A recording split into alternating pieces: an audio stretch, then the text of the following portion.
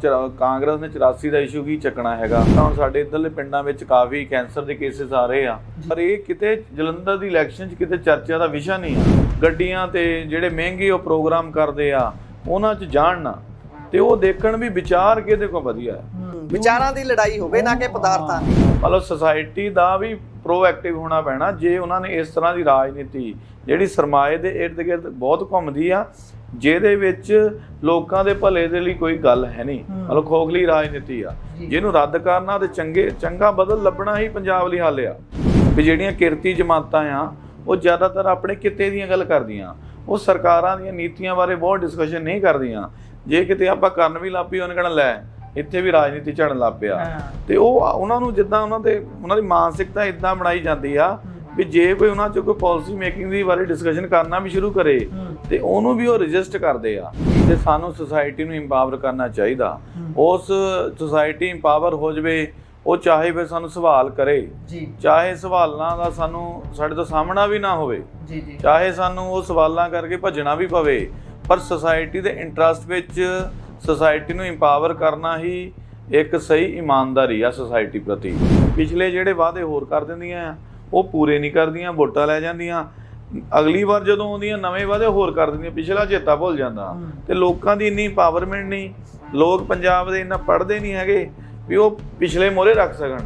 ਜਿਹੜਾ ਮੌਜੂਦਾ ਪ੍ਰਬੰਧ ਹੈਗਾ ਉਹ 'ਚ ਇੱਕ ਲੋਕ ਪੱਖੀ ਸੁਧਾਰਾਂ ਦੀ ਬਹੁਤ ਲੋੜ ਆ, ਜਿਹ 'ਚ ਬੰਦਾ ਇੰਪਾਵਰ ਹੋਵੇ।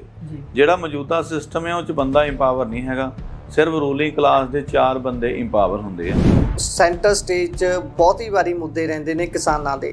ਉਹ ਮਜ਼ਦੂਰ ਵਰਗ ਜਿਹੜਾ ਪਿੰਡਾਂ ਦੇ ਵਿੱਚ ਰਹਿੰਦਾ ਹੈ, ਉਹ ਮਜ਼ਦੂਰ ਵਰਗ ਜਿਹੜਾ ਸਵੇਰ ਉੱਠ ਕੇ ਦਿਹਾੜੀ ਦੀ ਤਲਾਸ਼ ਦੇ ਵਿੱਚ ਨਿਕਲਦਾ, ਜੇ ਦਿਹਾੜੀ ਮਿਲਦੀ ਹੈ ਤਾਂ ਸ਼ਾਮ ਨੂੰ ਬੱਚਿਆਂ ਦੇ ਮੂੰਹ ਵਿੱਚ ਕੁਝ ਪੈਂਦਾ, ਉਹ ਵਰਗ ਦੀ ਗੱਲ ਕਿਤੇ ਨਹੀਂ ਹੁੰਦੀ। ਜੇ ਉਹ ਵਰਗ ਕਿਤੇ ਧਰਨਾ ਲਾਉਣਾ ਚਾਹੁੰਦਾ ਉਸ ਨੂੰ ਧਰਨਾ ਨਹੀਂ ਲਾਉਣ ਦਿੱਤਾ ਜਾਂਦਾ, ਰੇਲਵੇ ਲਾਈਨਾਂ ਦੇ ਉੱਪਰੋਂ ਕੁੱਟ ਕੇ ਭਜਾ ਦਿੱਤਾ ਜਾਂਦਾ। ਪਰ ਅਸਲ 'ਚ ਉਹਨਾਂ ਨੇ ਆਪਣਿਆਂ ਨੂੰ ਲਗਾਤਾਰ ਇੰਪਾਵਰ ਕੀਤਾ ਆ, ਮਤਲਬ ਲਗਾਤਾਰ ਜਥੇਬੰਦ ਕੀਤਾ ਆ ਤੇ ਆਪਣੇ ਇੰਟਰਸਟ ਲਈ ਲੜਦੇ ਆ, ਆਪਣੇ ਮੁੱਦਿਆਂ ਤੇ ਲੜਦੇ ਆ। ਸਹੀ ਗੱਲ ਆ, ਉਹ 'ਚ ਕੋਈ ਮਾੜੀ ਗੱਲ ਨਹੀਂ ਹੈਗੀ। ਉਹ ਜ਼ਿਆਦਾ ਜਦੋਂ ਲੜਦੇ ਆ, ਜ਼ਿਆਦਾ ਜਥੇਬੰਦ ਆ, ਜ਼ਿਆਦਾ ਇੰਪਾਵਰ ਆ, ਔਰ ਉਹਨਾਂ ਦੀਆਂ ਇਸ਼ੂ ਵੀ ਇਦਾਂ ਦੇ ਹੀ ਆ। ਉਹ 22 'ਚ ਵੀ ਆਏ ਸੀਗੇ ਜਦੋਂ ਮੈਂ ਇਲੈਕਸ਼ਨ ਲੜ ਰਿਹਾ ਸੀ, ਕਿਉਂਕਿ ਕਾਂਗਰਸ ਨੂੰ ਫਿਕਰ ਸੀਗਾ ਵੀ ਬਸਪਾ ਨਹੀਂ ਜਿੱਤਣੀ ਚਾਹੀਦੀ, ਕਿਉਂਕਿ ਇਹਨਾਂ ਦਾ ਬੇਸ ਤਾਂ ਅਸੀਂ ਸਾਂਭ ਕੇ ਬੈਠੇ ਆ।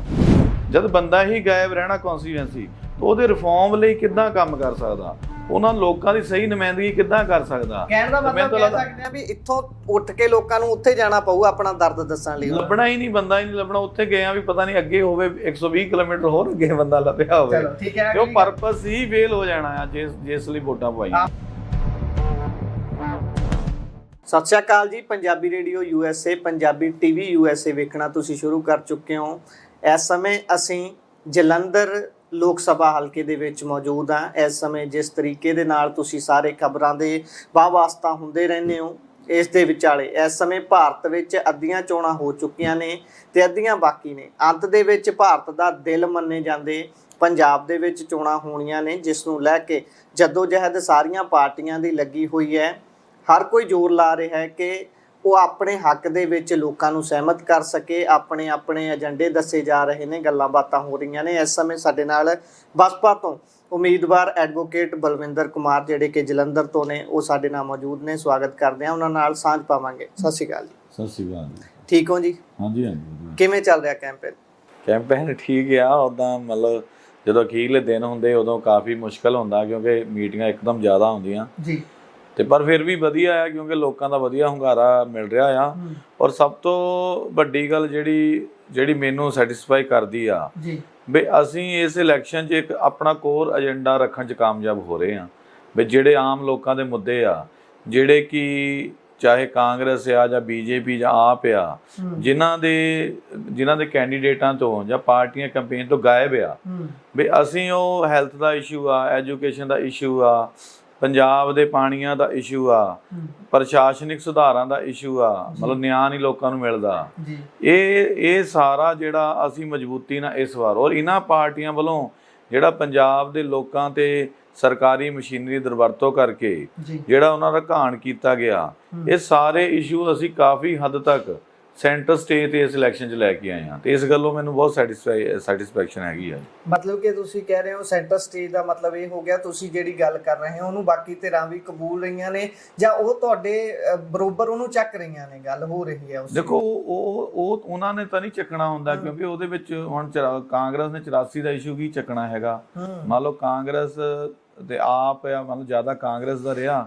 ਵੀ ਉਹਨਾਂ ਨੇ ਹੈਲਥ ਸਿਸਟਮ ਇੱਥੇ ਸਰਕਾਰੀ ਖਤਮ ਕੀਤਾ, ਸ਼ੁਰੂਆਤ ਉਹਨਾਂ ਨੇ ਕੀਤੀ, ਆਪ ਨੇ ਫਾਈਨਲ ਕੀਤੀ, ਆਪ ਨੇ 80,000 ਕਰੋੜ, ਮਤਲਬ ਪਹਿਲਾਂ 50 ਫਿਗਰ ਸੀ ਹੁਣ ਮੈਨੂੰ ਪੱਤਰਕਾਰ ਦੱਸਦੇ 80,000 ਕਰੋੜ ਹੋ ਗਿਆ ਤੇ ਇਹ ਤਾਂ ਉਹਨਾਂ ਨੇ ਚੱਕਣਾ ਨਹੀਂ। ਪਰ ਇਹ ਆ ਵੀ ਲੋਕਾਂ ਦੇ ਵਿੱਚ ਇਹ ਗੱਲ ਜਾ ਰਹੀ ਆ, ਮਸਲਾ ਸੁਸਾਇਟੀ ਦਾ ਆ। ਜਿਸ ਤਰ੍ਹਾਂ ਹੁਣ ਸਾਡੇ ਇੱਧਰਲੇ ਪਿੰਡਾਂ ਵਿੱਚ ਕਾਫੀ ਕੈਂਸਰ ਦੇ ਕੇਸਿਸ ਆ ਰਹੇ ਆ ਤੇ ਪਰ ਇਹ ਵੀ ਕਿਤੇ ਗਾਇਬ ਹੈ ਨਹੀਂ, ਮਤਲਬ ਲੋਕ ਮਰ ਰਹੇ ਆ ਇਸ ਬਿਮਾਰੀ ਦੇ ਨਾਲ।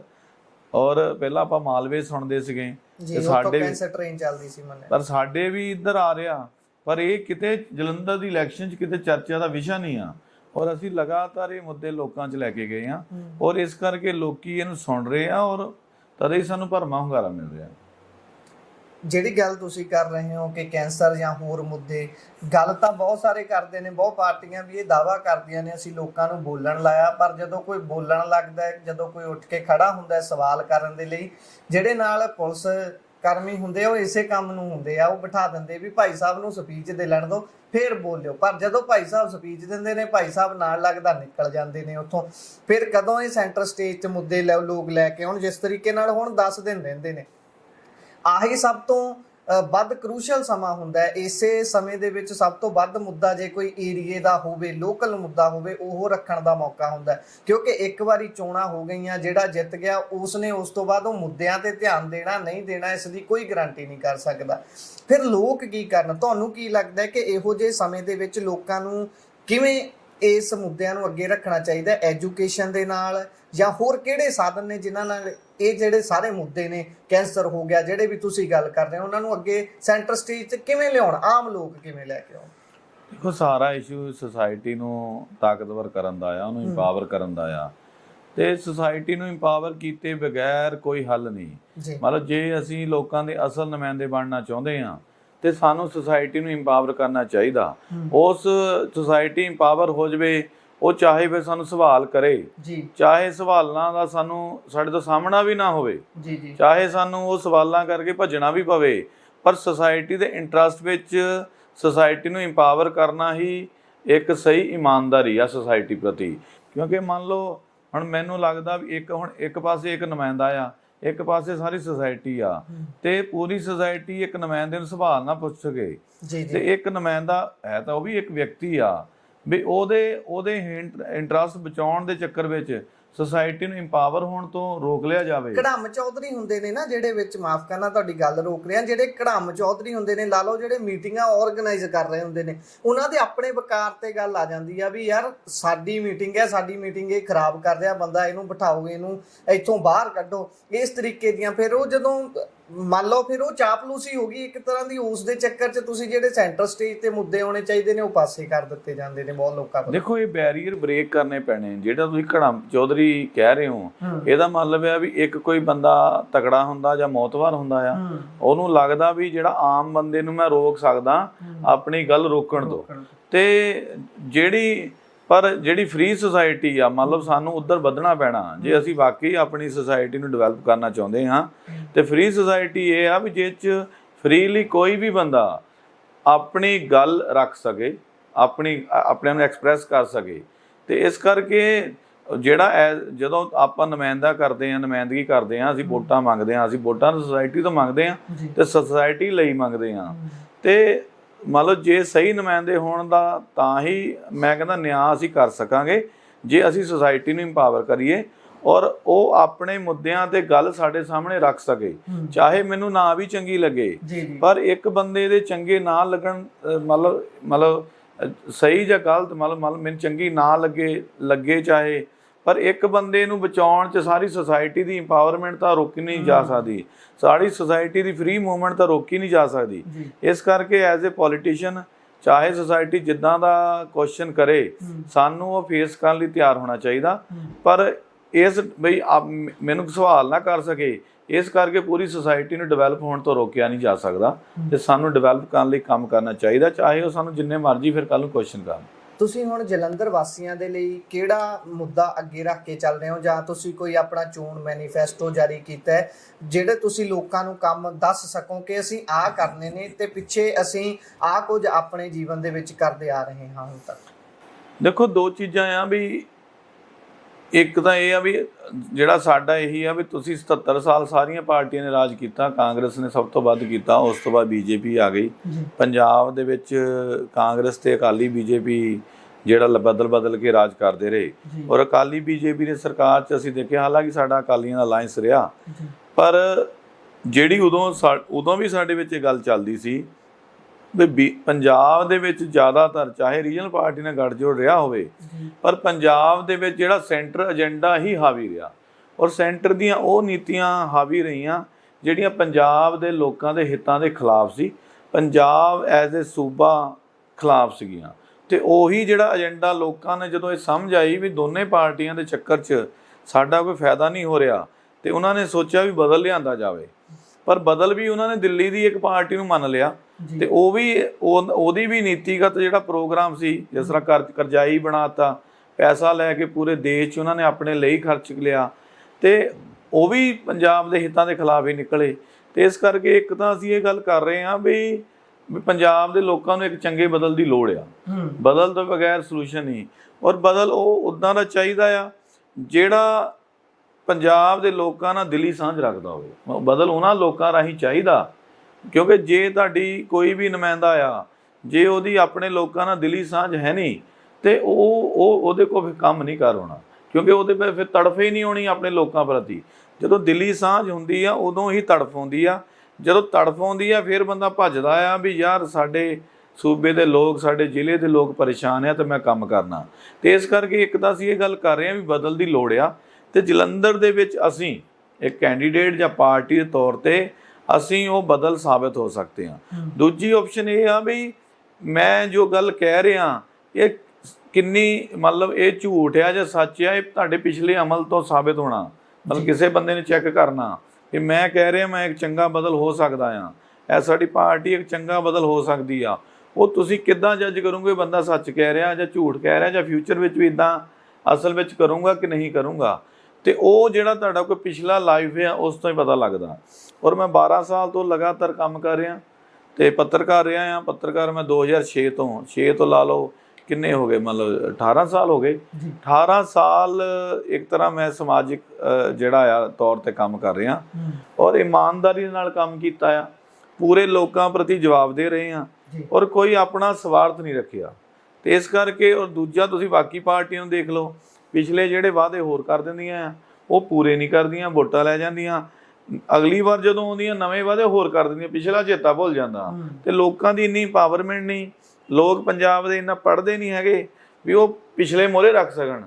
ਤੇ ਇਸ ਕਰਕੇ ਜਿਹੜਾ ਅਸੀਂ ਜਲੰਧਰ ਦੇ ਵਿੱਚ ਆਪਣਿਆਂ ਨੂੰ ਇੱਕ ਬਦਲ ਦੇ ਰੂਪ ਵਿੱਚ ਪੇਸ਼ ਕਰ ਰਹੇ ਹਾਂ, ਔਰ ਉਹਦੀ ਗਰਾਊਂਡ ਅਸੀਂ ਇਹ ਬਣਾ ਰਹੇ ਹਾਂ ਵੀ ਅਸੀਂ ਇੱਥੋਂ ਦੇ ਹਾਂ, ਲੋਕਾਂ ਨਾਲ ਅਸੀਂ ਅਟੈਚ ਰੱਖਦੇ ਹਾਂ, ਸਾਡੇ ਸੁਭਾਅ 'ਚ ਆ ਅਸੀਂ ਬਿਨਾਂ ਸੱਤਾ ਤੋਂ ਵੀ ਕੰਮ ਕੀਤਾ। ਜੇ ਲੋਕ ਸਾਨੂੰ ਮੌਕਾ ਦੇਣਗੇ ਅਸੀਂ ਹੋਰ ਵਧੀਆ ਢੰਗ ਨਾਲ ਸੇਵਾ ਕਰ ਸਕਾਂਗੇ ਜੀ। ਤੇ ਮੈਂ ਕੰਮ ਤੇ ਆ ਰਿਹਾ ਸੀ ਵੀ ਕੰਮ ਕਿਹੜੇ ਤੁਸੀਂ ਨਿਰਧਾਰਤ ਕੀਤੇ ਹੋਏ ਨੇ ਵੀ ਆ ਸੁਧਾਰ ਜਲੰਧਰ ਸ਼ਹਿਰ ਦੇ ਵਿੱਚ, ਜਲੰਧਰ ਜਿਹੜਾ ਪਿੰਡੂ ਖੇਤਰ ਹੈ ਉਹਦੇ ਵਿੱਚ ਕਰਨੇ ਨੇ, ਉਹ ਕਿਹੜੇ ਸੁਧਾਰ ਨੇ? ਵੈਸੇ ਤਾਂ ਜਿਹੜਾ ਇੱਕ ਐਮਪੀ ਹੁੰਦਾ ਹੈ ਉਹਦੀ ਰਿਪਰੈਜ਼ੈਂਟੇਸ਼ਨ ਪੂਰੇ ਏਰੀਏ ਦੇ ਲਈ ਇਸ ਤਰੀਕੇ ਨਾਲ ਹੁੰਦੀ ਹੈ, ਮੰਨਿਆ ਜਾਂਦਾ ਹੈ ਵੀ ਉਹਨੇ ਪੂਰੇ ਦੇ ਪੂਰੇ ਇਲਾਕੇ ਨੂੰ ਇੱਕ ਨੈਸ਼ਨਲ ਪੱਧਰ ਤੇ ਪਛਾਣ ਦੇਣੀ ਹੁੰਦੀ ਹੈ, ਇੰਡਸਟਰੀ ਲੈ ਕੇ ਜਾਂ ਹੋਰ ਬਹੁਤ ਸਾਰੇ ਹੋਰ ਪ੍ਰੋਜੈਕਟ ਲਾ ਕੇ ਕਿਸੇ ਵੀ ਤਰੀਕੇ ਨਾਲ। ਜਦੋਂ ਉੱਥੇ ਜਾ ਕੇ ਇੱਕ ਐਮਪੀ ਬੋਲਦਾ ਤਾਂ ਉਹ ਐਮਪੀ ਨਹੀਂ ਇਕੱਲਾ ਬੋਲ ਰਿਹਾ ਹੁੰਦਾ, ਉਹਦੇ ਪਿੱਛੇ ਦੀ ਸਾਰਾ ਉਹਦਾ ਹਲਕਾ ਬੋਲ ਰਿਹਾ ਹੁੰਦਾ। ਉਸ ਨਜ਼ਰੀਏ ਨਾਲ ਜੇ ਲੋਕਾਂ ਨੇ ਬਲਵਿੰਦਰ ਕੁਮਾਰ ਨੂੰ ਇੱਕ ਬਦਲ ਦੇਖਣਾ ਹੋਵੇ ਤਾਂ ਉਹ ਕੀ ਆਸ ਕਰਨ ਕਿ ਬਲਵਿੰਦਰ ਕੁਮਾਰ ਸਭ ਤੋਂ ਵੱਡੇ ਕੰਮ ਇੱਥੇ ਕੀ ਕਰੂ ਜਲੰਧਰ 'ਚ? ਦੇਖੋ, ਮੈਂ ਤਾਂ ਪਹਿਲਾਂ ਇਹ ਸੋਚਦਾ ਵੀ ਇੱਕ ਨੁਮਾਇੰਦੇ ਤੌਰ ਤੇ ਹੋਣ ਦੇ ਨਾਤੇ ਜਾਂ ਇੱਕ ਸਮਾਜ ਦਾ ਹਿੱਸਾ ਹੋਣ ਦੇ ਨਾਤੇ ਆਪ ਘੱਟੋ ਘੱਟ ਕੀ ਕਰਨਾ ਚਾਹੀਦਾ ਲੋਕਾਂ ਦੇ ਲਈ? ਘੱਟੋ ਘੱਟ ਉਹ ਕੰਮ ਹੋਣੇ ਚਾਹੀਦੇ ਜਿਹਦੇ ਨਾਲ ਲੋਕ ਇੱਕ ਚੰਗੀ ਜ਼ਿੰਦਗੀ ਜੀ ਸਕਣ। ਘੱਟੋ ਘੱਟ ਜਿਹੜੀਆਂ ਜਿੱਦਾਂ ਬਾਬਾ ਸਾਹਿਬ ਕਹਿੰਦੇ ਆ ਵੀ minimum level of establish comfort, ਵੀ ਘੱਟੋ ਘੱਟ ਬੰਦੇ ਤੋਂ ਉਹ ਚੀਜ਼ਾਂ ਹੋਣ ਜਿਹਦੇ ਨਾਲ ਉਹ ਇੱਕ ਆਰਾਮ ਦੀ ਜਿਹੜੀ ਜ਼ਿੰਦਗੀ ਆ ਉਹ ਬਤੀਤ ਕਰ ਸਕੇ। ਤੇ ਇਸ ਕਰਕੇ ਉਹਦੇ ਲਈ ਇੱਕ ਬੰਦੇ ਲਈ ਕੀ ਜ਼ਰੂਰੀ ਆ ਬਈ ਉਹਦੀ ਸਿਹਤ ਦਾ ਪ੍ਰਬੰਧ ਹੋਵੇ, ਇਲਾਜ ਦਾ ਸਹੀ ਪ੍ਰਬੰਧ ਹੋਵੇ। ਤੇ ਮੌਜੂਦਾ ਜਿਹੜਾ ਆ ਉਹ ਹੈ ਨਹੀਂ, ਸਾਰਾ ਪ੍ਰਾਈਵੇਟ ਕਰ ਦਿੱਤਾ, ਕਾਰਪੋਰੇਟ ਇੱਕ ਤਰ੍ਹਾਂ ਆ ਗਿਆ। ਫਿਰ ਉਹਨੂੰ ਹੀ ਸਿੱਖਿਆ ਉਹਦੀ ਪਹੁੰਚ ਹੋਵੇ, ਕਿਉਂਕਿ ਜੇ ਸਿੱਖਿਆ ਨਹੀਂ ਹੋਊਗਾ, ਇੰਪਾਵਰ ਨਹੀਂ ਹੋਊਗਾ, ਸਿੱਖਿਆ ਵੀ ਪਹੁੰਚ ਨਹੀਂ ਰਹੀ।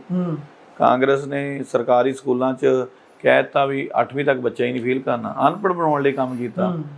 ਫਿਰ ਇਹ ਆ ਵੀ ਉਹਦੇ ਕੰਮ ਦੇ ਮੌਕੇ ਨਹੀਂ ਪੈਦਾ ਕੀਤੇ ਗਏ ਤੇ ਉਧਰ ਧਿਆਨ ਦਿੱਤਾ ਜਾਵੇ। ਸਾਡਾ ਇਹ ਆ ਵੀ ਜਿਹੜੀ ਸਿਹਤ ਇੰਡਸਟਰੀ ਲਿਆਈ ਜਾਵੇ ਕਿਸੇ ਦੇ, ਮਤਲਬ ਕੋਈ ਵੀ 3600 ਰਸਤੇ ਹੈਗੇ ਆ। ਤੇ ਨਿਆਂ ਵਿਵਸਥਾ, ਪ੍ਰਸ਼ਾਸਨਿਕ ਸੁਧਾਰ ਹੋਣੇ ਚਾਹੀਦੇ ਆ, ਕਿਉਂਕਿ ਲੋਕਾਂ ਦੀ ਸੁਣਵਾਈ ਨਹੀਂ ਹੋ ਰਹੀ, ਲੋਕਾਂ ਨੂੰ ਸੁਣਿਆ ਹੀ ਨਹੀਂ ਜਾ ਰਿਹਾ। ਤੁਸੀਂ ਐਡਵੋਕੇਟ ਵੀ ਹੋ, ਇਸ ਵਿਸ਼ੇ ਨੂੰ ਤਾਂ ਤੁਸੀਂ ਬਹੁਤ ਚੰਗੇ ਤਰੀਕੇ ਨਾਲ ਸਮਝਦੇ ਹੋਵੋਗੇ। ਜਿਹੜੀ ਪਾਤਰ ਸਾਹਿਬ ਗੱਲ ਕਹਿੰਦੇ ਨੇ ਕਿ ਇਸ ਅਦਾਲਤ 'ਚ ਬੰਦੇ ਬਿਰਖ ਹੋ ਗਏ, ਉਹ ਅਸਲ 'ਚ ਹੈ ਨਾ ਗੱਲ। ਉੱਥੇ ਜਾ ਕੇ ਜਦੋਂ ਆਪਾਂ ਦੇਖਦੇ ਹਾਂ ਕੋਰਟਾਂ ਦੇ ਵਿੱਚ ਕਿਸ ਤਰੀਕੇ ਨਾਲ ਫਾਈਲਾਂ ਨੂੰ ਸਿਉਂਕ ਲੱਗ ਜਾਂਦੀ ਹੈ, ਪਰ ਉਹ ਕਿਸੇ ਤੜ ਪੱਤਣ ਨਹੀਂ ਲੱਗਦੀਆਂ। ਇਹ ਕਿਹੋ ਜਿਹਾ ਸਿਸਟਮ ਹੈ, ਕਿਹੋ ਜਿਹਾ ਤਾਣਾ ਬਾਣਾ ਹੈ? ਨਹੀਂ ਦੇਖੋ, ਪਰ ਜਿਹੜਾ ਸਟੇਟ ਦੀ ਹਰ ਤਰ੍ਹਾਂ ਦੀ ਜਿਹੜਾ ਮੌਜੂਦਾ ਪ੍ਰਬੰਧ ਹੈਗਾ ਉਹ 'ਚ ਇੱਕ ਲੋਕ ਪੱਖੀ ਸੁਧਾਰਾਂ ਦੀ ਬਹੁਤ ਲੋੜ ਆ, ਜੇ 'ਚ ਬੰਦਾ ਇੰਪਾਵਰ ਹੋਵੇ। ਜਿਹੜਾ ਮੌਜੂਦਾ ਸਿਸਟਮ ਹੈ ਉਹ 'ਚ ਬੰਦਾ ਇੰਪਾਵਰ ਨਹੀਂ ਹੈਗਾ, ਸਿਰਫ ਰੂਲਿੰਗ ਕਲਾਸ ਦੇ 4 ਬੰਦੇ ਇੰਪਾਵਰ ਹੁੰਦੇ ਆ। ਜੇ ਤੁਸੀਂ ਕੋਈ ਕੰਮ ਕਰਨਾ, ਤੁਹਾਨੂੰ ਉਹਨਾਂ ਤੱਕ ਪਹੁੰਚ ਕਰਨੀ ਪੈਣੀ ਆ ਤੇ ਉਹਨਾਂ ਤੋਂ ਕੰਮ ਕਰਾਉਣਾ ਪੈਣਾ, ਨਹੀਂ ਆ ਤਾਂ ਅਦਰਵਾਈਜ਼ ਤੁਹਾਡੀ ਕਿਤੇ ਪਹੁੰਚ ਹੀ ਨਹੀਂ ਰਹਿੰਦੀ, ਤੁਹਾਨੂੰ ਕਿਤੇ ਸੁਣਿਆ ਹੀ ਨਹੀਂ ਜਾਂਦਾ। ਤੇ ਇਸ ਕਰਕੇ ਸਾਡੀ ਇਹ ਕੋਸ਼ਿਸ਼ ਹੈਗੀ ਆ। ਦੇਖੋ, ਮੇਰਾ ਸਾਰਾ ਫੋਕਸ ਇਸ ਗੱਲ ਤੇ ਆ ਬਈ ਆਪ ਇੰਪਾਵਰ ਨਾ ਹੋ ਗਏ, ਮਤਲਬ ਇਹ ਨਹੀਂ ਵੀ ਕੋਈ ਸਾਡੇ ਕੋਲ ਪਾਵਰ ਆ ਜਾਵੇ, ਸੁਸਾਇਟੀ ਨੂੰ ਪੂਰੀ ਨੂੰ ਕਿੱਦਾਂ ਇੰਪਾਵਰ ਕੀਤਾ ਜਾਵੇ, ਕਿੱਦਾਂ ਉਹਨੂੰ ਫ੍ਰੀ ਕੀਤਾ ਜਾਵੇ।